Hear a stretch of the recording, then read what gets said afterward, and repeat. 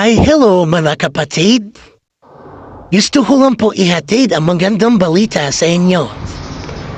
Every Friday po, mayroon po kaming home Bible study.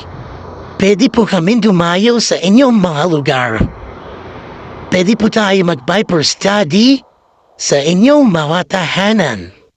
I-PM nyo lang po ako at schedule po natin.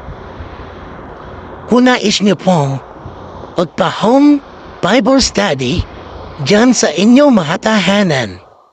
Kami po ay mga Kristiyano at kung ano ang asulat sa Biblia, yun lamang po ang aming itinuturo. Hindi po kami nagdadagdag o nagbabawas sa mga nakasulat sa Bible dahil malaking kasalanan po yun sa